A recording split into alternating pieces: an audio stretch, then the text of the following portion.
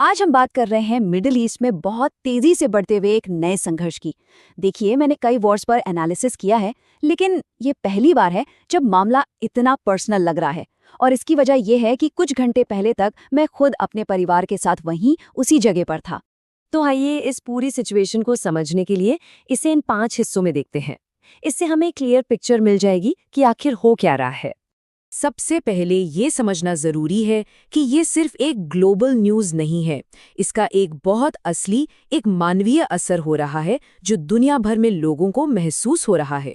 हमारी सुबह की फ्लाइट थी और किस्मत से हम निकल आए, लेकिन यहाँ लैंड करने के बाद पता चला कि हम किस तबाही से बाल बाल बचकर आए हैं।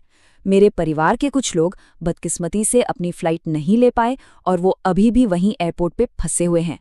हमारे लैंड होते ही दुबई से ये तस्वीरें और वीडियोस आने शुरू हो गए।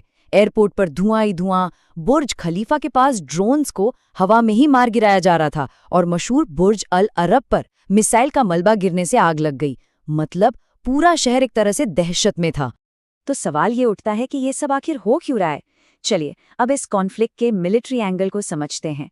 देखते हैं कि कौन किसके खिलाफ है और एक्शन क्या लिए गए हैं। तो देखिए, अमेरिका और इजराइल ने मिलकर एक ऑपरेशन लॉन्च किया है जिसका नाम है ऑपरेशन एपिक फ्यूरी। इसका सीधा मकसद है ईरान की मिसाइल इंडस्ट्री को खत्म करना। इसके जवाब में ईरान ने ऑपरेशन ट्रू प्रॉमिस 4 शुरू किया है, जिसके तहत खाड़ी में मौजूद अमेरिकी मिलिट्री बेसिस पर हमला किया गया है।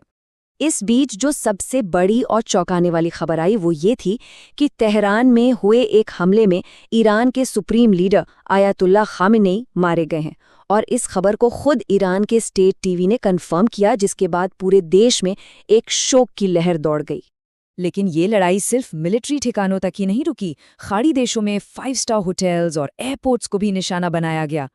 और सबसे सबसे दर्दनाक खबर ये आई कि ईरान के मिनाब शहर में एक लड़कियों के प्राइमरी स्कूल पर बम गिरा, जिसमें 100 से ज्यादा बच्चों की जान चली गई। ईरान का जो जवाबी हमला हुआ ना, उसका स्केल बहुत बड़ा था। ऑफिशियल सोर्सेज की माने तो सिर्फ यूएई पर 1137 मिसाइलें दागी गई। अब सोचिए, 1137 मिसाइलें।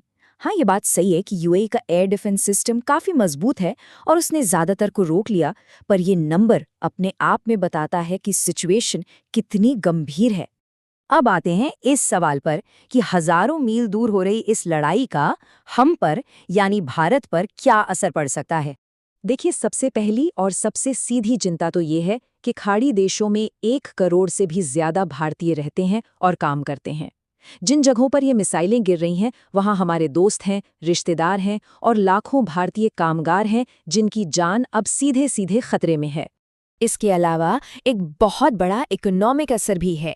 ये समझना बेहद जरूरी है कि भारत अपने टोटल क्रूड ऑयल का 50% से ज्यादा हिस्सा स्ट्रेट ऑफ हॉर्मुज के रास्ते इंपोर्ट करता है, और ये रास्ता अब इस जंग के बिल्कुल बीच में आ गया है। और अगर ईरान ने, जैसी कि खबरें आ रही हैं, इस हॉर्मुज रास्ते को बंद कर दिया, तो ये भारत के लिए किसी बुरे सपने से कम नहीं होगा। तेल की सप्लाई रुक सकती है, पेट्रोल डीजल के दाम आसमान छू सकते हैं, शिपिंग महंगी होगी, महंगाई बढ़ेगी, और इन सब का सीधा असर पड़ेगा भारतीय रुपए पर, जो बहुत ज़्यादा दबाव में आ जाएगा। लेकिन सवाल वही है कि आखिर ये नौबत आई कैसे, हम इस मोड़ पे पहुंचे कैसे। चलिए ज़रा सा पीछे चलते हैं और देखते हैं। तो इसकी शुरुआत होती है दिसंबर 2025 से, जब ईरान की इकॉनमी पूरी तरह बैठ गई। वहाँ बड़े पैमाने पर विरोध प्रदर्शन हुए। इसके जवाब में अमेरिका ने उस रीजन में अपनी मिलिट्री बढ़ानी शुरू कर दी। लेकिन अजीब बात देखिए, हमले से ठीक एक दिन पहले ओमान के एक मंत्री ये कह रहे थे कि एक पीस डील, एक शांति समझौता बस होने ही वाला है। लेकिन अगले ही दिन बम बरसने लगे। और यहीं पर आकर ना इतिहास की कुछ पुरानी, कुछ परेशान करने वाली यादें ताज़ा हो जाती हैं। ऐसा लगता है जैसे इस इलाके में पहले जो कुछ हो चुका है वही सब फिर से दोहराया जा रहा है। यहाँ पर ना एक बात बड़ी हैरान करने वाली है, वो ये कि जंग को जायज़ ठहराने के जो कारण दिए जा रहे हैं वो कितने एक जैसे हैं। ज़रा याद कीजिए, 2003 में इराक के लिए क्या कहा गया था? यही कि एक तानाशाह को हटाएंगे और वहाँ शांति और डेमोक्रेसी लाएंगे।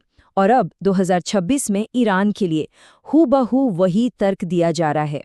लेकिन हमें ये नहीं भूलना चाहिए कि जब बाहरी ताकतों ने सद्दाम हुसैन या गद्दाफी जैसे तानाशाहों को हटाया, तो उन देशों का क्या हश्र हुआ। इराक में 20 साल तक जंग चलती रही, अस्थिरता रही, नए नए आतंकी ग्रुप्स पैदा हुए, लीबिया एक फेल्ड स्टेट बन गया। दोनों ही मामलों में आम लोगों के लिए हालात पहले से कहीं ज्यादा बदतर हो गए। तो सबसे बड़ा सवाल आज यही है, क्या इतिहास फिर से खुद को दोहराएगा? इन बमों के गिरने के बाद क्या ईरान के लोगों को वाकई शांति और लोकतंत्र मिलेंगे, या फिर ये पूरा इलाका अराजकता के एक नए और शायद पहले से भी ज्यादा खतरनाक दौर में चला जाएगा?